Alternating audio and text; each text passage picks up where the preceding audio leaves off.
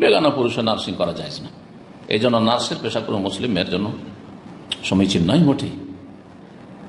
একজন নার্স সেবিকা সে কি সীমিত রাখতে পারবে শুধু আমি যে মেয়েদের আমি পরিচর্যা করব, হ্যাঁ, মেয়েদের শুধু আমি সেবা যত্ন করব ডিউটি করতে গিয়ে সরকারি অথবা বেসরকারি প্রতিষ্ঠানে? কখন না।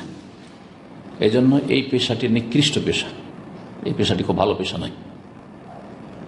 পুরুষ যদি পুরুষদের করে আর নারীরা শুধু নারীর করে তাহলে তো জায়েজ আছে, কোনো অসুবিধা নেই। প্রয়োজন আছে, মেল নার্স পুরুষদের করবে, ফিমেল নার্স ফিমেলদের করবে সেবা শুশ্রূষা, তা ঠিক আছে, এটি হওয়া উচিত। ইসলাম বুঝে নিতে হবে। আমরা গায়ের ইসলামী কাজ দেখে আমরা নাজায়েজকে কখনো জায়েজ বলে বরণ করব না। নাজায়েজ নাজায়েজ, হারাম হারাম, অবৈধ অবৈধ।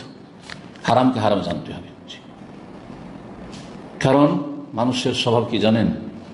কাসরাতুল মেসাস তোবাল্লেদুল এহসাস। বেশি বেশি কোনো কিছু টাচ করলে মানুষের অনুভূতি শেষ হয়ে যায়। রাত দিন অহরহ দেখছেন যে মেয়েরা চিকিৎসা করছেন, মেয়েরা আপনার ওই নার্সিং কাজ করছে, দেখে কোনো ফ্যাক্টরি না। আপনার গায়ে একটা বেগানা মহিলা হাত দিচ্ছে, সেবা করছে, মলম লাগাচ্ছে, আপনার পটি চেঞ্জ করছে, আপনার কি বলছে যেগুলোকে, হ্যাঁ, ব্যান্ডেজ করছে, কোনো ব্যাপার মনে হচ্ছে না, কিন্তু আসলে না জায়েজ।